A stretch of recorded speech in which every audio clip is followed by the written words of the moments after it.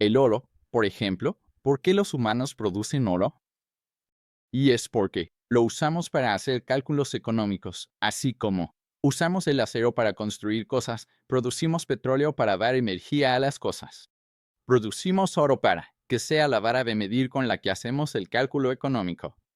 Y cuando hacemos este cálculo económico de manera voluntaria, de forma pacífica, entonces ambas partes sienten que están mejor después de haber realizado la transacción.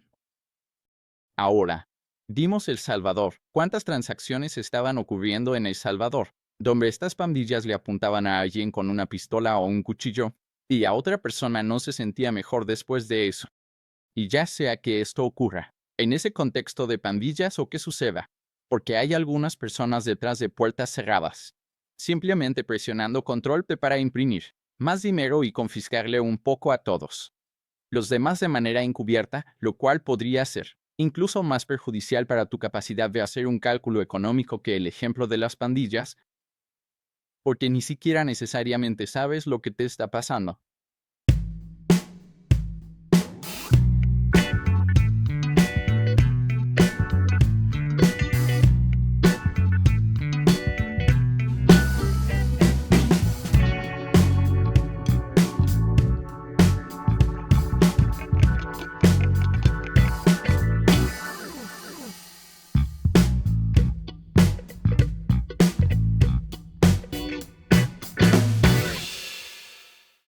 Muy bien, tenemos una charla improvisada con Trace Myers. Qué gusto conocerte. Sí, maravilloso. Gracias por invitarme. Y escuché que esta es tu segunda vez aquí en El Salvador. Sí, es la segunda vez que vengo a El Salvador. He tenido mucha curiosidad sobre lo que está pasando con el estatus de moneda de curso legal y adopción en el terreno, y también el milagro que hemos visto suceder en El Salvador, limpiando el problema de las pandillas, el problema de la violencia y viendo cómo pasa por este renacimiento. Sabes, se necesita mucho valor y voluntad política para lograr algo así, así que es agradable ver que eso se está materializando. Oh, definitivamente quiero profundizar en eso. Sé que antes de empezar, estabas hablando de que siempre te has enfocado en la soberanía monetaria y que ese ha sido un enfoque que incluso percibió tu interés por Bitcoin. Esto va a ser un poco improvisado porque recibí una llamada hace media hora. Trace Myers está aquí. Tienes que invitarla al podcast de parte de Roman. Así que, sí, no tenemos muchas notas para guiarnos, pero vamos a entrarle. Y tengo curiosidad, ¿cuándo empezaste a seguir a El Salvador? Y, de hecho, ¿por qué no? Para la gente, sé que eres una OG en este espacio, pero puede que haya personas que entraron en los últimos años y no estén tan familiarizadas contigo. Así que, ¿por qué no nos cuentas un poco sobre tu trayectoria y tu historia en Bitcoin? Sí, pues empecé un blog en enero de 2008 llamado .gol.com y ahí es donde hablaba de eso.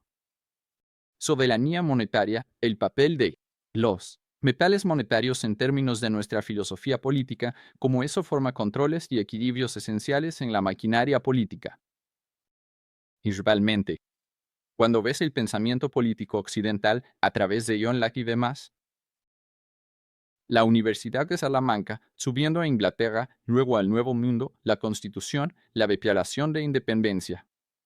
Todas estas cosas son la culminación de lo mejor de nuestro pensamiento como especie. Y entonces, principalmente entre todo eso, cuando observas el ámbito cívico o el plano cívico del pensamiento, lo que usamos como dinero o moneda tiene que ver con las cosas más elevadas con las que se les confía a las élites políticas para gobernar la sociedad. Y entonces, esta soberanía monetaria en cuanto al papel que juegan y el poder que ejercen. O sea, esa es una de las o sea, si tú eres. Ya seas un rey o es que es en una forma de gobierno representativa, en ese plano cívico, si es una forma de gobierno representativa o una democracia.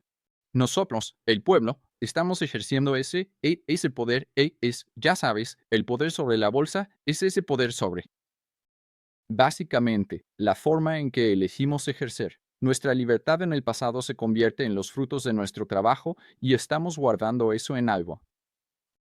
Y esa cosa en la que lo estamos guardando, como sociedad, normalmente termina concentrándose en un solo activo de algún tipo.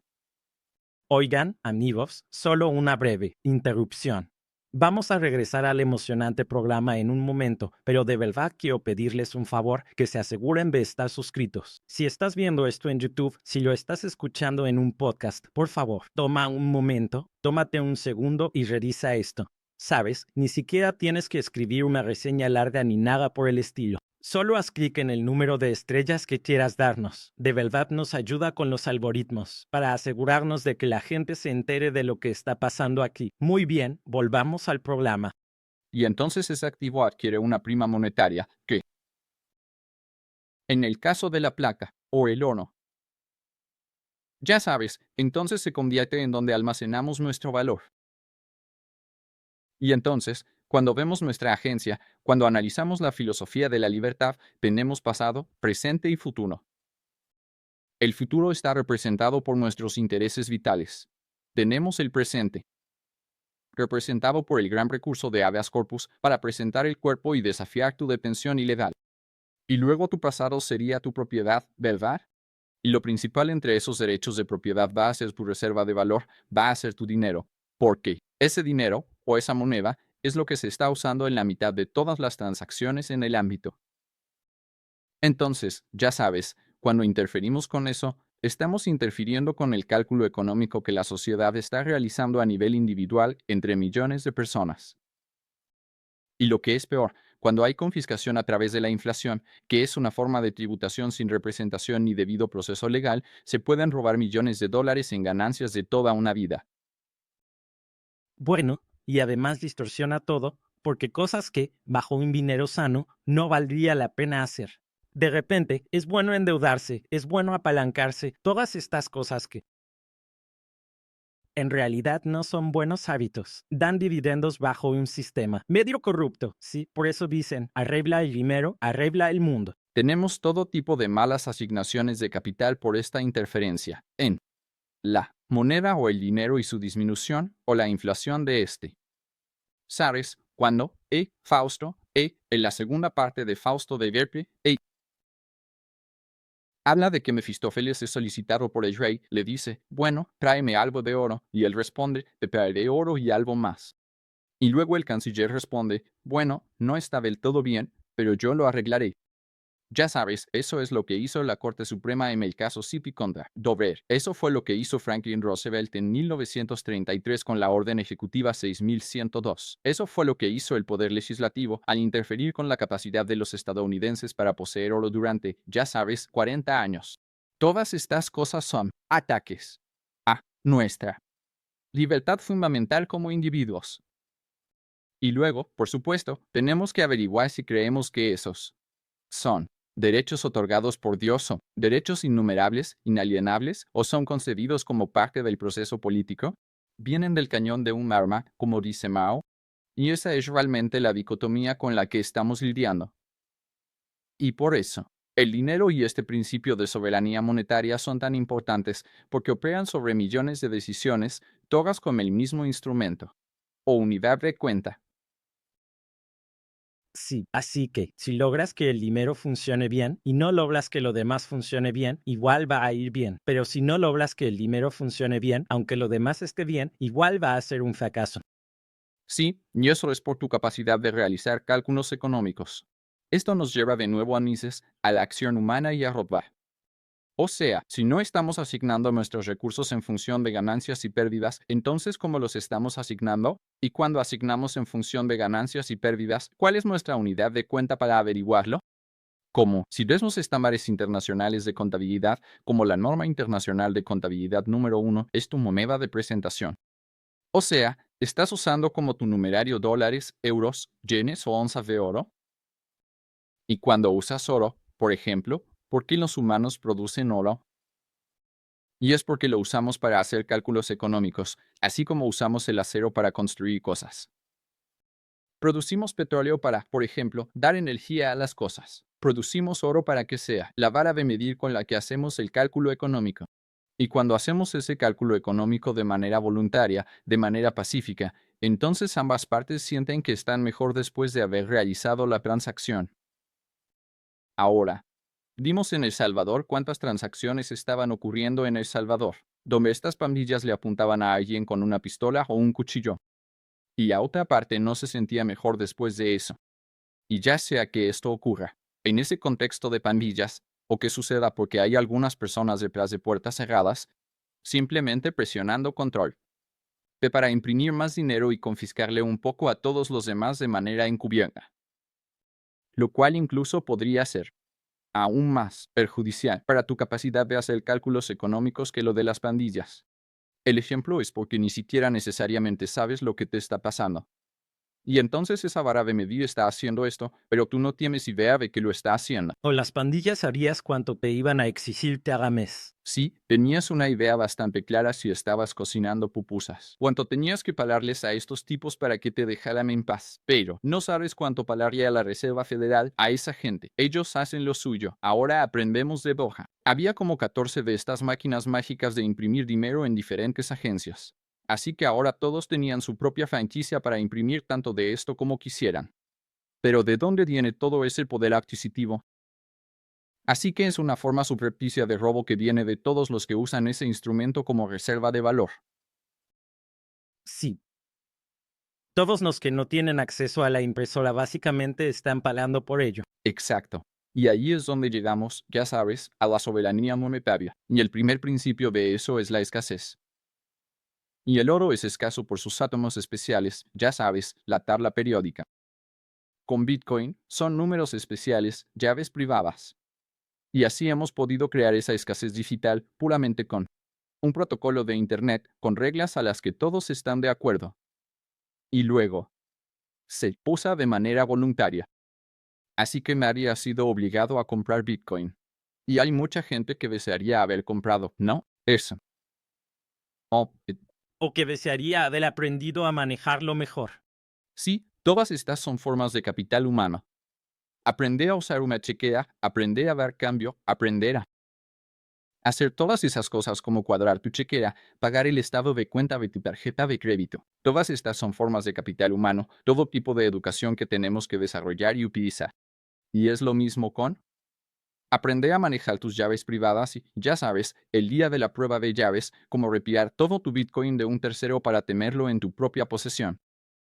Y ese acto de tener esas llaves privadas del dinero, de tener los UPHizos tú mismo de manera soberana, ya sea que esos UPHizos tomen la forma de una moneda de oro o que tomen la forma de UPHizos de Bitcoin, ahí es donde puedes ejercitar tus músculos de soberanía monetaria al tomar realmente posesión de esos UTXOs. Entonces, regresando a algo que mencionaste, el día de la prueba de llaves, ¿cómo crees que ese tipo de concepto se ha visto afectado ahora por los ETFs, por las entidades gubernamentales que supuestamente están acumulando Bitcoin? ¿Cómo ves eso en cuanto a mantener el espíritu de Bitcoin, de que realmente sepamos quién tiene Bitcoin real, que no estén creando Bitcoin de papel? Sí, o sea, esa fue parte de las razones por las que lo creí. Fue como, oye, vamos como individuos a ejercer nuestros derechos de soberanía monetaria, cuando podamos. Y estaba inspirado en la ola antibancaria de Murray Rothbard. Él básicamente decía que necesitamos retirar nuestro dinero de los bancos de reserva fraccionaria el mismo día, y tal vez así podamos hacerlos colapsar. Algunos de ellos porque simplemente están cometiendo fraude, porque tienen un desajuste entre la demanda, los depósitos y todo eso. Así que, es una excelente pregunta. O sea, la idea era, tenías estos exchanges donde la gente guardaba su Bitcoin en los exchanges. No sabías a qué juegos estaban jugando. Prácticamente cada año hemos visto que algún exchange es decapitado durante la prueba de llaves. Cuadrilla, CX, o sea, ya sabes, otros más. Así que el origen de esto en realidad se remonta, o sea, esto surgió por actividades anteriores. En 2008, el Comité de Acción Antimonopolio del Oro. Ellos habían republicado uno de mis artículos sobre el ETF de oro. Y en ese artículo en particular, básicamente fui revisando línea por línea el prospecto y me di cuenta de que no tienen que tener nada de oro físico. O sea, pueden simplemente inventar un montón de chatarra. Y entonces, No tienen que temer oro respaldando las acciones que emiten. Sí, es una locura. O sea, deberías leer el prospecto, el de CNB en ETF Spiger Volk. ¿En serio? Sí, o sea, es como, y luego encontraron lingotes con los mismos números de serie listados en diferentes, como recibos de bóveda, por ejemplo, del Banco de Inglaterra. Y la verdad, ha habido muchas movidas raras aquí. Entonces, ¿qué fue lo que vimos a raíz de esta actividad? Bueno, ya sabes, los chinos y los rusos están comprando todo ese oro físico en Londres y Suiza y luego lo están fundiendo y volviendo a moldear. Con nuevos lingotes, con nuevos números de serie. ¿Por qué? Porque quieren romper esa relación con los números de serie que podrían estar apareciendo en 3 o 4 recibos de bóveda diferentes.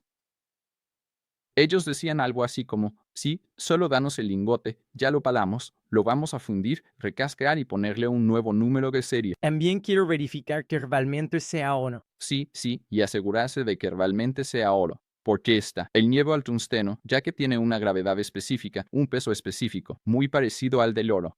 Y entonces, ya sabes, esto era cuando estamos viendo el trabajo de Gata, sabes, durante los últimos, ya casi son 30 años. En 1997 ellos comenzaron.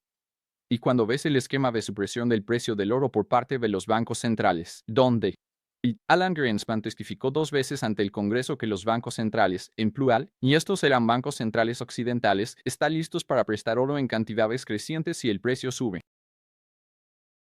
O sea, sí, es una locura. Si tienes mucho de algo, ¿por qué formar un cartel para mantener el precio bajo? Y es porque su capacidad de imprimir lo que usamos como moneda es infinitamente más valiosa que el precio de ese activo de portafolio cuyo precio están suprimiendo. Entonces, ok, están suprimiendo el precio, pero ¿cómo lo están haciendo? Lo hacen tomando el oro físico que tienen y prestándolo en el mercado, principalmente a través de los bancos de lingotes, que luego lo venden en el mercado. Así que la señora en la India, por ejemplo, lo funde para hacer una pulsera y toma posesión de... Y entonces no pueden recuperar ese oro físico a precios ni remotamente cercanos a los precios a los que lo prestaron. Y eso es, ya sabes, lo que encontramos con Gata. Lo que pasa es que estos bancos centrales tienen solo la mitad o un tercio del oro físico que dicen tener. Y esto era como por mediados de los 2000, ya sabes, hace unos 15 años. Y la situación, quién sabe cómo está ahora. Y parece que la administración de Trump fue como, oigan, muchachos, allá en Europa, queremos el oro físico. Así que empiecen a traerlo todo de vuelta para acá en avión. Y no es eso, ¿sabes qué? ¿No sería eso lo lógico? Lo racional que cualquier Estado-nación debería hacer es, ya sabes, quieren tener la moneda de reserva mundial. Si no pueden tener eso, entonces deberían tener la mayor cantidad posible de oro físico y probablemente también la mayor cantidad posible de Bitcoin físico, lo cual, ya sabes, me dio mucha curiosidad. O sea, ¿por qué tenemos gente tan visionaria en el gobierno de El Salvador que van a empezar a adquirir este dinero mágico de Internet? Como, ¿verdad? Normalmente no es el equipo de élite el que dirige el gobierno. Pero, en este caso, no solo están limpiando este desastre de las pandillas, sino que también están adquiriendo dinero sólido. Como institución estatal. Así que para mí es sumamente interesante. Cuando fue la primera vez que escuchaste sobre la adopción de Bitcoin en El Salvador? ¿Cuándo hicieron el anuncio? Sí, sí, fue así. Sí, no. Leí en la prensa como todos los demás. Sí. ¿Y qué pensaste en ese momento? O está cumpliendo con lo que he dicho. En 2014 hice una entrevista con Max Keiser donde hablé sobre las ramificaciones geopolíticas y geoestratégicas de Bitcoin y cómo probablemente habría algún país pequeño que lo adoptaría como un escudo y tal vez incluso lo usaría como una gala. Y efectivamente, aquí estamos. Y eso es exactamente lo que están haciendo, ¿no? Porque ahora tienen una gran ganancia de valor de mercado en su reserva de Bitcoin. Probablemente ahora pueden negociar mejores tasas de interés porque obtienen más solvencia crediticia. Ojalá puedan encontrar la manera de salir de debajo del control del FMI. Sabes, probablemente ni siquiera tienen tanta deuda que refinanciar. Apuesto a que Peter podría refinanciar toda su deuda si Peter realmente quisiera. Sí. Obviamente tienen mucho capital. Sí, bueno, estamos hablando de un PIB muy pequeño, 25 mil millones de dólares de PIB. O sea, Wyoming, que es un estado pequeño de Estados Unidos, un estado con la menor población, tiene como 30,000 millones de dólares de PIB. Así que, ya sabes, ellos podrían hacerlo. O sea, realmente pueden usar Bitcoin a su favor aquí de una manera enorme. Y cuando ves nuestra historia, como cuando colapsó el Banco de Inglaterra en 1696, pusieron a Isaac Newton como maestro de la Casa de la Moneda y él desarrolló el estándar clásico del oro. Y eso sentó las bases para una enorme explosión de libre comercio. B. Producción, de asignación de capital, ya sabes, todas estas cosas que fueron beneficios positivos para la sociedad. Así que, ya sabes, veo el mismo tipo de potencial aquí en El Salvador. Interesante. Y lo están aprovechando, ¿sabes? Y cuando tú. Y luego leí el comunicado de prensa y pensé, me pregunto qué más le ha pasado a este país. Los rusos estuvieron aquí con propaganda comunista y marxista durante unos 50 a 70 años. Un verdadero desastre de todo tipo. Exacto. Y entonces, vienes todo ese desastre. Y luego el problema de la violencia de las pandillas. Estás. Sí, quedaron atrapados en la Guerra Fría, enfrentaron el problema de las pandillas. Has tocado fondo. Está saliendo a la superficie como si estuviera comenzando un renacimiento. O sea, qué mejor base para construir un renacimiento que el dinero sólido y no el dinero sólido antiguo que, en gran parte, ha sido pisoteado y manipulado todo lo posible por los bancos centrales del mundo, sino un nuevo dinero sólido que en gran parte está en manos de individuos. Ya sabes, un dinero basado en el mercado que ha salido como arrastrándose de este caldo primordial. Ya sabes, es muy emocionante ver que estas cosas están pasando. Entonces, ¿cómo concilias lo que está pasando por ese lado? Solo tengo curiosidad para alguien que viene de fuera, que no ha vivido la historia aquí. ¿Cómo concilias eso con los reportes en la prensa que dicen que esto es una dictadura y que es, ya sabes, un gobierno opresivo y ese tipo de cosas? Solo tengo curiosidad, como Bitcoin que viene de fuera, ¿cómo logras conciliar esas cosas? ¿Cuál es tu perspectiva sobre eso? Sí, supongo que incluso más fundamental que solo ser un forastero es que, ya sabes, yo soy muy del tipo libertario Ron Paul. Sure. Sabes, domé a Ron Paul en su campaña de 2008. O sea, los libertarios y los comunistas son como los únicos dos que realmente, están ideológicamente anclados en algo dentro de la esfera política. Y entonces, viniendo desde este punto de vista libertario, si hay un papel legítimo para el gobierno, la protección de la vida está bastante alto en lo que sería un derecho autorizado que podrías delegar a alguien más, ¿no? Porque ese es todo el concepto de gobierno limitado, que los individuos están dotados de derechos y luego pueden delegar esos derechos a alguien más para que actúe en su nombre. Y el derecho a la autodefensa es, ya sabes, algo enorme, o sea, todos deberíamos creer en eso y que podemos delegarlo. Entonces, ya sabes, cuando tienes una población que está siendo aterrorizada por estas, como pandillas que, ya sabes, están matando gente, matando bebés. Por ejemplo, vi la entrevista que el presidente Bukele hizo con Tucker Carlson y solo hablando sobre la naturaleza de esta anarquía y esta violencia, y el componente espiritual con el que el presidente Bukele lo ha planteado.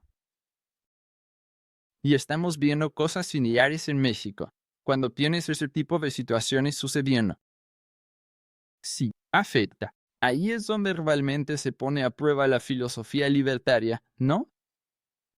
¿Por qué? O sea, sí, deberíamos tener debido proceso. Sí, deberíamos tener, ya sabes, derechos individuales y todo eso. Y al mismo tiempo, necesitamos protegernos contra este tipo de conductas. Eso, creo que todos podemos estar de acuerdo, es completamente atroz y no tiene cabida en una sociedad civilizada. Entonces, ¿cómo se puede realmente eliminar ese cáncer? Y eso es lo interesante. O sea, el presidente Bukele parece que ha logrado como que subyugó físicamente un reino del infierno como subyugó físicamente eso al Sakon. No. O sea, y lo pregunto porque habiendo vivido aquí, habiendo pasado por esos tiempos difíciles, criando a mis hijos aquí, los sentías aquí. Para la gente de aquí, no hay duda de que hizo lo que se tenía que hacer y que ha sido un gran alivio. 92% de aprobación. O sea, mi papá estuvo en la batalla de Docto, la batalla más feroz y sangrienta en Vietnam. Mis dos abuelos estuvieron en Omaha Beach y en Utah Beach. Sabes, tanto mi papá como mi abuelo estaban en comunicaciones. Así que, por ejemplo, los Vietcong sabían que el tipo al frente del pelotón activó la trampa, la granada rodó hasta los pies de mi papá. Era una granada fallida, como el francotirador alemán que disparó al poste de teléfono donde mi abuelo estaba instalando la línea telefónica. Y, por ejemplo, casi no le dan un balazo en la cabeza por eso. Cuando estamos en medio de la guerra, sabes, ojalá podamos conservar algunos de nuestros principios, incluso en medio de la guerra. Y eso es lo que resulta muy interesante. Con el presidente Bukele, incluso en su biografía de Twitter, dice Rey Filósofo, ¿no? Como no parece que quiera tener una revolución jacobina aquí como el reinado del terror en Francia. No. No, más bien parece que esto es una especie de guerra santa basada en principios. En contra de estos tipos, y estos tipos, o sea, mira lo que han hecho, es un comportamiento atroz. No peor que eso probablemente surge de los seres humanos cuando piensas en ello. Sí, y afectó a personas en todos los niveles. Cada parte de su vida fue impactada por ese sentimiento de miedo y control, del que no podían salir. 3 millones de ellos se fueron. ¿No podían hacer cálculos económicos? Sí. Lo ves y dices, wow, eso es increíblemente interesante, valiente y admirable que alguien realmente se atreviera a enfrentarse a eso. Veo que todos pensaban que era imposible. Todos. Decían que no había manera. Otros gobiernos lo intentaron, pero nadie logró entrar. Con toda la fuerza y determinación de que esto tenía que ser así, tenías que estar completamente comprometido para ganarlo. Tuvimos que estar completamente comprometidos en 1945. Por ejemplo, mis abuelos tuvieron que estar totalmente entregados cuando saltaron de esas lanchas anfibias y corrieron hacia el fuego de las ametralladoras. Mi abuelo estaba detrás de las líneas del frente, entrando. Él era un objetivo de alto valor allá arriba en la línea telefónica. Quiero decir, tienes que tener valor, tienes que tener admiración, simplemente tienes que tener una cantidad increíble de fuerza y fuerza de voluntad para, ¿cómo?, imponer tu visión de lo que debe ser en el mundo. Contra esa oposición, ¿verdad? Entonces, o sea, yo lo veo y es como las pandillas sean, como, mucho peores. Más dictadores de lo que parece, que Bukele jamás podría ser acusado de ser. Si siquiera quieres, ¿cómo?, intentar irte por ese camino, pero si estás tratando de irte por ese camino, ¿qué es lo que intentas lograr? O sea, vas a ponerte del lado de los de la MS-13, o sea, no creo que tengan mucho apoyo del público. No, no, ya sabes, entonces yo, o sea, yo lo veo así. Es como, ya sabes, hay mucha gente que puede ser crítica de quienes están en la arena. Pero ¿qué han logrado realmente? O sea, que O sea, es muy fácil ser un guerrero de teclado. si, bueno, hay un marcador Sí. y hay puntos en ese marcador. Y el presidente Bukele ha puesto un montón de puntos en el marcador, un montón de puntos, puntos que mucha gente pensaba que era imposible poner en el marcador. No. O sea, cuando se implementó, yo tenía mis dudas. Pensé, los gobiernos ya han intentado esto antes. Ya sabes, llegan y luego termina siendo peor que antes. Así que creo. La mayoría de la gente dudaba que realmente pudiera lograrlo, pero él persistió y venció. Sí, y parece que no hubo mucho daño colateral entre la población civil ni nada por el estilo. O sea, mira las terribles atrocidades que han ocurrido en Afganistán, por ejemplo, al intentar hacer nuestro retiro basado en condiciones y otras cosas. Es que, simplemente, la diplomacia es complicada, creo yo. El tema de fondo aquí es que puede ser muy complicado, Uno quiere esperar que las personas que están involucradas tengan buenas intenciones y sean bien intencionadas, y que sean alguien en quien puedas sentirte moralmente tranquilo, a quienes, de alguna manera, les estás delegando parte de tus derechos inalienables y que no van a abusar de esa delegación de una manera inmoral. Por ejemplo, vemos el caso Korematsu, ya sabes, el caso de la Suprema Corte sobre la detención de los japoneses durante la Segunda Guerra Mundial. O vemos el caso ex parte William bajo Lincoln. Sabes, incluso en Estados Unidos hemos planteado algunas de estas preguntas fundamentales sobre derechos constitucionales y humanos. Me refiero al caso Ambi, uno de los casos de terrorismo. Ahora, ya sabes, el juez Wasberg enfrentándose directamente con Trump sobre este tema de la ley de enemigos extranjeros. Y, sabes, estos son, ya sabes. Todos podemos criticar a las personas que están en la arena, pero, ya sabes, ellos están haciendo su trabajo. Y en algunos casos, ya sabes, ellos. Y sí creo que, a menudo tienen buenas intenciones. Y creo que es bueno que haya personas que señalen al otro lado y que cuestionen las cosas hasta cierto punto. Creo que si necesitamos personas dispuestas a tomar la postura contraria para que podamos tener este tipo de conversaciones. Bien. Por eso nuestras instituciones son tan fuertes por esta libertad de expresión.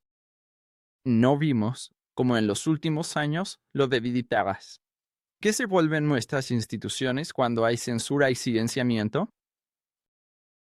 Definitivamente, sabes, a mí me parece que es así. Todavía lo estamos viendo en Europa en este momento, solo sigue empeorando, lo estamos viendo en Europa. El Reino Unido tiene 1.105 muertes en exceso en niños de 0 a 11 años. O sea, ¿por qué? ¿Por qué están muriendo tantos niños a un ritmo tan alto en el Reino Unido en este momento? ¿La censura tuvo algo que ver con eso? ¿Sabes? Por eso. Dicen que la luz del sol es el mejor desinfectante. Por eso existe la primera enmienda, por eso la comunicación es tan crítica. Ahora, el funcionamiento de una sociedad libre y abierta, pero también para una sociedad justa en general, porque cuando no podemos compartir ideas, sabes, nos va a costar mucho trabajo encontrar la manera de hacer las cosas mejor que antes. No, 100%. Tengo curiosidad. Otro tema que, perdón por lanzarte todos estos, pero sé que son cosas que tú improvisas. Sí, improvisado, pero sé que son temas sobre los que has reflexionado mucho, así que no siento que te esté acorralando. ¿Sabes? Otra crítica de los bitcoins hacia El Salvador ha sido que compran bitcoin usando el dinero del pueblo. Ese dinero viene de los impuestos. Y en realidad, mucho de ese dinero es prestado. Así que me da curiosidad saber cómo piensas sobre esas cosas. Y luego, ¿cómo crees que eso se trasladaría a la conversación sobre la reserva estratégica en Estados Unidos? Ya sabes, la conversación sobre ellos, acumulando Bitcoin. Solo tengo curiosidad de saber cómo piensas sobre eso como libertario. Entonces, la pregunta es qué están haciendo los administradores de la institución del Estado por los recursos que han adquirido. De alguna manera, sí, de las poblaciones o personas del gobierno, que el gobierno no debería estar comprando Bitcoin porque no deberían estar guardando fondos. Que, para empezar, solo deberían tomar la cantidad limitada necesaria para cumplir con los deberes que tienen que ejecutar. Sí, creo que aquí es donde, ya sabes, el estudio, como la Escuela Austríaca de Economía, una de las cosas que realmente me atrae de ella es que habla de cómo son las cosas, no de cómo te gustaría que fueran. Y, ya sabes, a menudo vemos, ya sabes, las leyes de la física y podríamos desear que las leyes de la física fueran diferentes. Pero las leyes de la física son neutrales. ¿Verdad? Por ejemplo, el oro es neutral. Es un activo. Realmente. No le importa cuáles sean tus intenciones. No le importa si planeas hacer algo con él o no hacer nada. Y mientras más descentralizado y resistente se vuelve Bitcoin y todas estas cosas, más impermeable se vuelve a las intenciones de las personas que realmente lo poseen. Para bien o para mal, ya sabes. Entonces, Ya sabes, a medida que vemos más adopción por parte de Estados-nación, creo que eso solo demuestra más la madurez de Bitcoin, el hecho de que está cumpliendo con su destino. Con este séptimo efecto de red de convertirse en la moneda de liquidación de reserva mundial, y luego se está volviendo neutral. Instrumento. Neutral para quien lo use, sea cual sea el propósito. No lo ves como algo bueno o malo, sino como algo inevitable que va a avanzar en esa dirección. Algo que es neutral. Sí. El oro es neutral. O sea, todo es nada hasta que tú lo conviertes en algo. Y entonces, ya sabes. Ahora vamos a decir, esto es oro de conflicto o esto es un diamante de conflicto. Así que vamos a crear algo y luego lo vamos a asociar a la cosa y tratar de pegarle esa historia a la cosa. Esa historia no tiene nada que ver con esa cosa. Nosotros creamos la historia y luego la pegamos. Y así es como lo veo. Mucho de esto con Bitcoin es como, ¿por qué estamos tratando de pegarle una historia a algo que no tiene nada que ver con la cosa en sí? Y ahora, si los Estados-nación quieren entrar y empezar a adquirir satoshis, ya sabes, porque son digitalmente escasos y se está convirtiendo en el punto focal. Sabes, yo creo que hay un lugar para eso. Y eso es de lo que hablé con Max Keisev, ya sabes, en 2014, hace como 11 años, sobre las ramificaciones geopolíticas y geoestratégicas. Ahora, ¿eso se alinea con los sentimientos o emociones personales de alguien? Puede que sí, puede que no. O sea, importa, la verdad, no mucho. Ojalá que no. Porque entonces el oro y el Bitcoin son más grandes, de solo un pequeño segmento de la humanidad, que puede pensar y sentir de cierta manera. Bueno, eso es parte de volverse más descentralizado, simplemente es madurar, es lo que es. Regresando a El Salvador. ¿Has usado Bitcoin aquí? No, no he usado Bitcoin aquí. Ándale, no me digas. Bueno, desafortunadamente, soy ciudadano estadounidense. Y hay muchas implicaciones fiscales con el Bitcoin. Así que no lo uso ni de cerca como moneda del día a día, tanto como probablemente debería.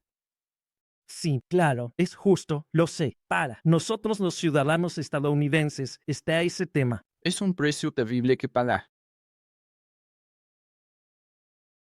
Percy nunca hubiera pensado que llegaría al día en el que, ya sabes, la gente intenta deshacerse de ese pasaporte, pero cada vez ves a más bitcoins que, bueno, no sé. No sé si sea buena idea deshacerse del pasaporte. El pasaporte también viene con sus privilegios. Sí, y sabes, yo. Pero el tema de la tributación mundial es algo que, sí, Sí, o sea, es. Y cada quien tiene que hacer su propio cálculo individual sobre si quiere quedarse con el pasaporte o no. Quedarse con el pasaporte. Y entiendo el sentimiento si alguien quiere entregar el pasaporte. Pero, o sea, soy estadounidense de 10ª generación. Mi tataratataratataratatarabuelo fue William Bradford, quien llegó en el Mayflower. Y mi tataratataratatarabuelo estuvo en el ejército de Washington. Así que hay un legado que tengo con estos derechos individuales. Y también estamos en una etapa de la humanidad en la que tienes que levantar desde donde estás. Por ejemplo, si eres salvadoreño, es bueno que estés en El Salvador y ayudes a levantar El Salvador. Si eres brasileño, haz lo mismo. Si eres estadounidense, haz lo mismo. Creo que eso de poder. Simplemente huir a una nueva tierra. Creo que eso en gran medida. ¿Cómo que? Se está volviendo cosa del pasado, ¿sabes? Porque el mundo se ha vuelto mucho más pequeño y más restringido. Y por los tratados y acuerdos legales y los pasaportes y todo eso. Así que realmente tienes que preguntarte a ti mismo, ¿cómo quiero ser estadounidense y tener un pasaporte? Y eso significa como, ok, ya sabes, no, se veía muy bien con Obama, cierto, y tampoco se veía muy bien con Biden. Y, ya sabes, pero el señor Trump llegó e intenta hacer lo suyo. Y ya sabes, y a la guerra, ya sabes, contra el Deep State y todo eso. Y como tener un renacimiento en Estados Unidos como una nueva era dorada. Pero, ya sabes, si entregaste tu pasaporte. Ok, te tipaste la camiseta. Sí, petitaste la camiseta. Entonces, si petitaste la camiseta, ya no eres estadounidense. Ya sabes, así que tienes un perdón. Por algo como no pagar tus impuestos. ¿Verdad? O sea, petitaste la camiseta. Eso es. Sabes, tú no eras parte del equipo. Y creo que eso es lo que Elon Musk estaba diciendo, que ser parte del equipo tiene sus privilegios. Y entonces, creo que es algo importante de averiguar, ya sabes. ¿Cómo? ¿Cómo quiere alguien estructurar su vida y todo eso? Pero, cuando renuncias a ese pasaporte, y naciste con ese tipo de herencia y ese legado, y decidiste no hacer nada para preservarlo. O sea, no entraste a la pelea. Es algo cobarde. Su. Exacto. Y entonces, ya sabes, eso es algo que pienso. El presidente Trump. Creo que todos pueden estar de acuerdo en que el presidente Trump no es un cobarde. Pelea, pelea, pelea. Te disparan en la oreja y te vuelves a levantar. Eso fue surrealista. Fue surrealista, ¿verdad? Sí. O sea, sí, así que él no es un cobarde. O sea, ¿cuánta gente haría eso? Como me dispararon y eso. Esa es su reacción. O sea, realmente es como, wow. Pero eso es ser estadounidense. A todos les encanta un ganador, como el más rápido en la pista, como él. Ya sabes, eso es. Ser estadounidense es ser el ganador. Exacto, eso es tan estadounidense. No ser el cobarde. ¿Sabes eso? Entonces, cuando ves, ya sabes, la Segunda Guerra Mundial o ves la Revolución Constitucional como Santo Cielo, Valley Ford, me gusta. Hombre, estaban en circunstancias desesperadas, ¿no? El ejército de Washington, o sea, era peligroso. Lincoln, ya sabes. Así que, ya sabes, es muy... ¿Cómo que? El valor. Es fundamental en este tipo de ABM estadounidense. Y eso es algo genial del presidente Bukele. O sea, ¿quién, en su sano juicio, decidiría hacerlo? Simplemente intentar encerrar a todos estos terribles cárteles de la droga. Ay, es que es imposible. Ay, no hay nada que podamos hacer al respecto. El BAI lo hace porque eso es lo que hacen los estadounidenses. Sí, no sé si alguna vez has leído El arte de la negociación de Trump, pero ahí hay una parte donde le estaban haciendo una entrevista, después de que había construido la pista de patinaje y no pudo operar la pista de patinaje, no pudo obtener ninguna ganancia de la pista de patinaje, solo pudo construirla. Ni siquiera pudo realmente ganar dinero haciéndolo. Y el periodista le preguntó sobre esto. ¿Y cómo que? Entonces, ¿por qué construiste la pista de patinaje? Él dijo, bueno, mi hija quería ir a patinar sobre hielo y no había una pista de patinaje. Así que la construí. Eso eres, el espíritu americano, justo ahí. Sí. Sabes, si hay algo que no te gusta, vas y lo cambias. Exacto. O sea, eso es ser estadounidense y tienes que tener valor para hacer eso. No, eso tiene mucho sentido. Tiene mucho sentido. No, incluso. Yo solo pienso en cuando viví aquí en la época en que las pandillas controlaban todo. Y me frustraba mucho porque como estadounidense, esa es tu reacción, como de, vamos a luchar. U, u, mar. El tipo de control abrumador que tenía. Y como estadounidense, no podía entender eso. Recuerdo que estaba sentado, tan indignado por la injusticia, que me alteraba muchísimo, tanto que estaba como... Salí a la calle con mi machete y simplemente me senté ahí. Y mi esposa me dice, ¿qué demonios estás haciendo? Y yo no puedo dejar que piensen que tengo miedo. Y ella me dice, ¿a poco nunca has escuchado? No lleves un cuchillo a un tiroteo. Y yo le dije, sí, pero siento que alguien tiene que demostrar que no vivimos con miedo. Y creo que eso es algo que viene de manera innata en el ADN estadounidense. Y creo que estamos viendo eso aquí en El Salvador, que ellos ahora están teniendo esa lucha interna y dándose cuenta de que no tienen que ser cautivos ni dejar que la gente controle sus vidas así. Sí, y en realidad, lo más importante. Las batallas más importantes son en el campo de batalla de las ideas, porque solo las ideas pueden superar a otras ideas. El poder y la fuerza son impotentes ante el poder de las ideas, como dice la cita. Y entonces, ya sabes, es aquí, en este campo de batalla de las ideas, donde realmente podemos lograr un cambio y tener impacto. ¿Sabes? Mentes y corazones. Y por eso es emocionante ver que eso está pasando aquí en El Salvador, ¿sabes? Ahora, de repente, el rostro de Bukele se está pintando en lugares de Centroamérica y Sudamérica. Es como un faro de esperanza para el resto de la región. O sea, esto es fenomenal, ¿sabes? Si podemos tener eso en vez de Che Guevara, el comunismo y el marxismo, sí, o sea, mucho mejor. Siempre que viajo a conferencias, lo que sea, y vas en un Uber y le hablas en español a la persona, te dicen, vivo en El Salvador. Y lo primero que dicen es, Bukele, necesitamos un Bukele aquí. O sea, es universal. No importa si estoy en Miami o en Argentina. Esa es la reacción. Bueno, y estamos en un cuarto giro, ¿no? Sí, ya sabes, y es uno grande. Tenemos muchas semillas que se sembraron en el anterior, ya sabes, allá por mediados de los 40. Y entonces la ONC, y como Ucrania, Rusia, Taiwán, China, como Israel. Ya sabes, tenemos mucho con que lidiar en este giro de guerra, y va a requerir mucho valor. Y creo que estamos pasando por una gran puerta en la historia, lo queramos o no. Entonces, ¿qué va a salir de todo esto? ¿Sabes? ¿Demos al Reino Unido, vivemos a Europa y simplemente valoran la libertad? ¿Valoran la libertad de expresión y todas esas cosas? No tanto. Y aún así,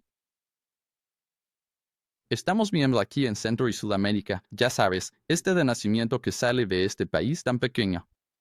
Y luego está empezando a extenderse a otros países. Y ese es un mensaje esperanzador, en mi opinión. Así que esa es una de las razones por las que tengo curiosidad por lo que está pasando en El Salvador. Quiero profundizar un poco en el cuarto giro. Tengo curiosidad, ¿cuánto tiempo crees que nos queda para que esto se desarrolle? ¿Otros 10 años? Otros 10 años. Sí, eso sería 2035. Sí. Podrían ser otros 10 años. Ojalá. Que no escale. ¿Sabes? Cuando ves. El momento de este en comparación con el anterior, ya hemos tenido más derramamiento de sangre que antes. El cuarto giro anterior fue catastrófico. Ya sabes, cientos de millones, si cuentas todo. Ya sabes, la hambruna y todo lo demás, además de solo las guerras. Así que, ya sabes, ojalá no perdamos. Algo demasiado loco como resultado de este cuarto giro, pero más vale que nos preparemos. Se está poniendo loco. Sí, yo sigo. Sigo preguntándome si vamos a lograr pasar por este. Ya sabes, sí. ¿Es Bitcoin la herramienta que nos ayuda a reiniciar sin violencia o eso es simplemente parte de lo que hay que atravesar? No sé si tengamos que pasar por eso, pero la humanidad suele tomar el camino difícil, lo cual es una lástima. De todas formas, Trump es todo un negociador. Está sacudiendo mucho las cosas. Creo que la gran confrontación va a ser entre Estados Unidos y China y él ya está sacando ese tema a la luz. Con estos aranceles, mientras grabamos esto, creo que él impuso un arancel del 125% a productos chinos, así que Lo cual, no entiendo cómo los chinos piensan que van a ganar eso. O sea, nosotros compramos tan poco. Quiero decir, ellos nos compran tan poco comparado con lo que nosotros les compramos. Eso se puede reemplazar en otro lado. Así que, sí. sí, es así. No creo que eso sea nunca una buena señal. Cuando empezamos a ver barreras comerciales, o peor aún, controles de divisas y cosas así que empiezan a surgir. Restricciones de viaje. Y lo que vimos, ya sabes, en los últimos 5 años con las restricciones de viaje fue completamente atroz. Para, digamos, una sociedad libre y abierta. Y el libre movimiento de capital y mano de obra hacia donde se necesita. Pero, ¿sabes? Si acaso, muy bien podríamos ver una nueva época dorada para Estados Unidos. Si tenemos el dólar y luego si Estados Unidos tiene el oro físico y luego el Bitcoin, ¿cuál es el cuarto resultado de búsqueda? Nadie sabe. A nadie le importa. Así que ves a que el euro, el yen y el yuan se peleen y compitan por el cuarto lugar. Pero, si Estados Unidos domina con esos tres primeros, el capital simplemente se va a acumular y concentrar de manera natural en esa zona, y con las stablecoins extendiendo el alcance del dólar, nosotros. Ver que Estados Unidos tenga un nuevo resurgimiento de manera positiva. No, perfectamente podría ser los próximos 200 años de América. Una dinastía. O sea, China está en un declive demográfico. Europa no parece poder encontrar la manera de tener más hijos. Y aún así, si ves el PIB de Europa comparado con el de Estados Unidos, en los últimos 20 años, ¿de dónde viene toda la innovación y la creatividad? Así que, sí, o sea, y Estados Unidos puede ser tan autosuficiente. Ya sabes, es enorme. Y su geografía es simplemente increíble para eso. Y además tenemos muchísimas ventajas naturales. Sí, ventajas naturales es Estados Unidos. Warren Buffett, nunca apuestes contra Estados Unidos. Buen consejo. Bueno, podría hablar de esto toda la noche, pero el aire acondicionado no sirve aquí en el estudio y me estoy asando. Así que, no te vamos a retener mucho tiempo, pero sí.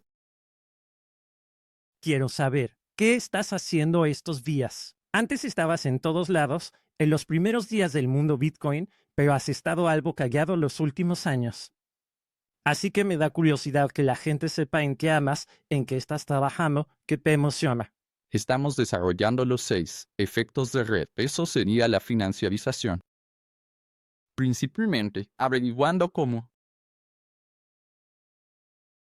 financiarizar Bitcoin, o sea, lograr que se integre más con nuestro sistema actual, bancario y financiero, los sistemas monetarios, así que eso incluye acuerdos de recompra, derivados, opciones de compra y venta, futuros, ese tipo de cosas, y sí, la verdad va bien.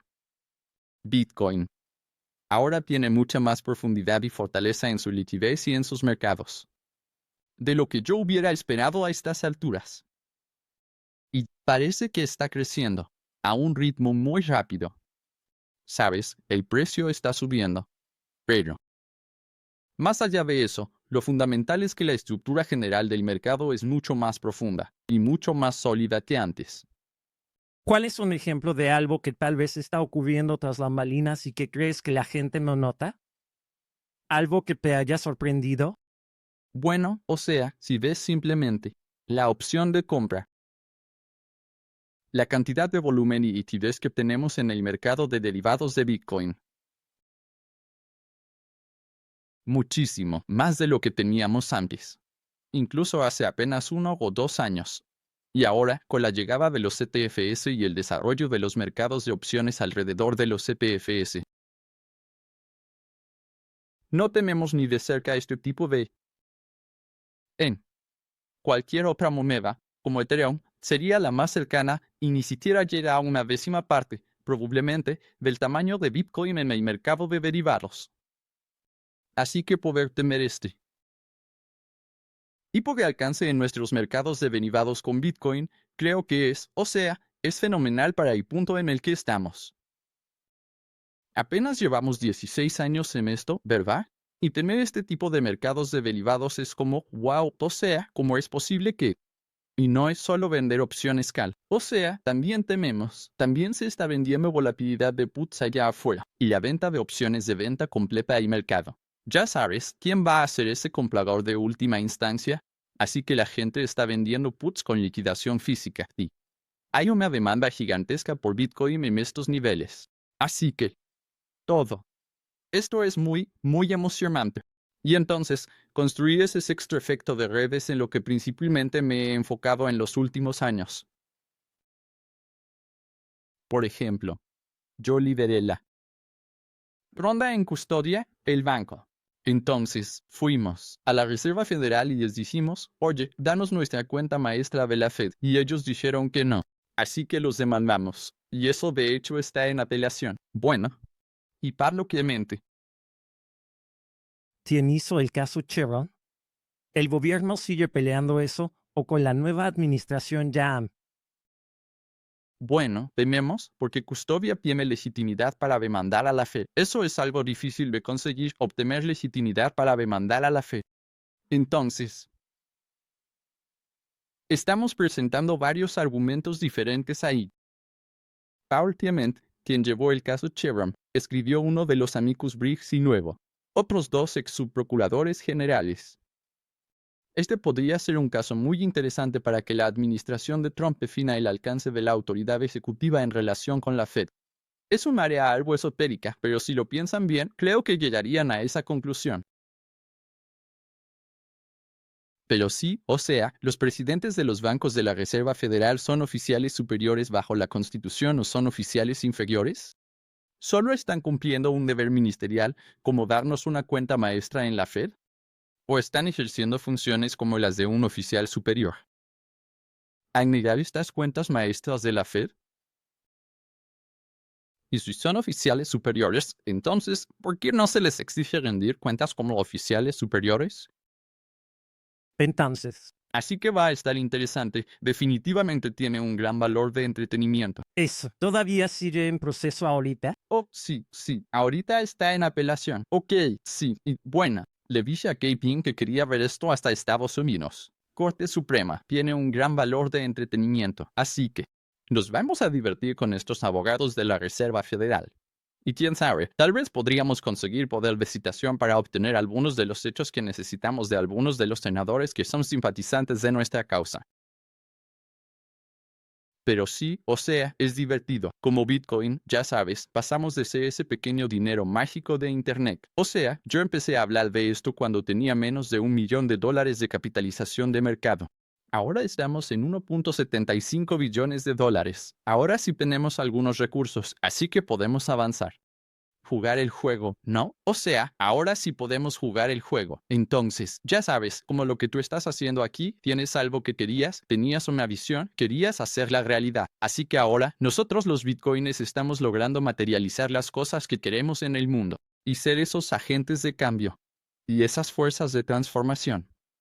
Entonces, eso es más o menos lo que estamos haciendo, construyendo, por ejemplo, los mercados de derivados y cosas relacionadas con Bitcoin. También tengo otras cosas, inversiones y proyectos que estamos desarrollando, así que simplemente son cosas que queremos hacer realidad. O sea, si hay algo, quiero construir las soluciones. Quiero, ya sabes, esto es una cuarta, el giro de Siemens húmero. Como que podemos construir cosas nuevas, podemos, ya sabes, hacer realidad el nuevo mundo que queremos ver.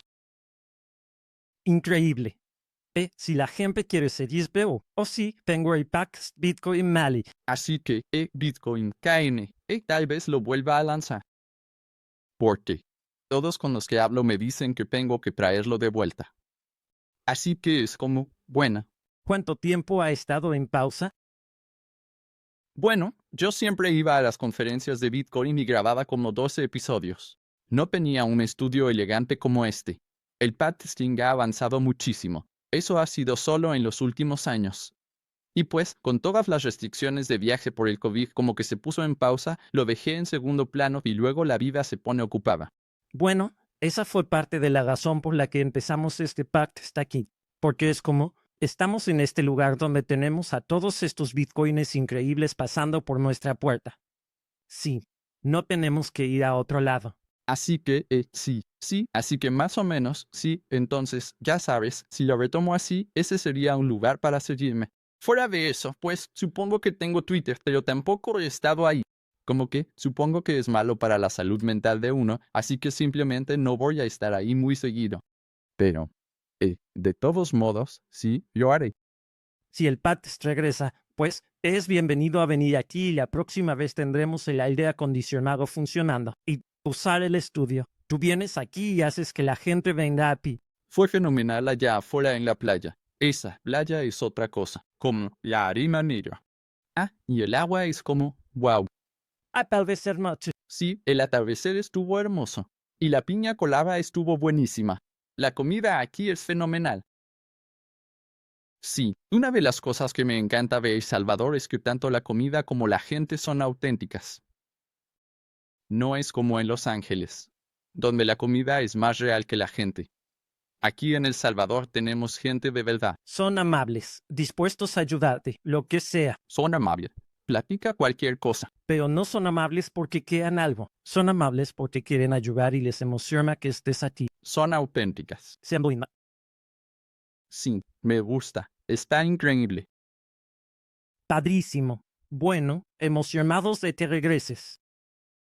Aquí hacen un par de conferencias increíbles cada año, así que sería un buen momento para que regreses, vengas al estudio y grabes unas 12 entrevistas. Siempre eres bienvenida. Siempre nos encanta que los bitcoiners que están por la zona vengan y aprovechen el estudio. Padrísimo. La invitación está abierta. Muchas gracias por la invitación. Suena como algo increíble para aprovechar. Sí, te agradezco tu tiempo.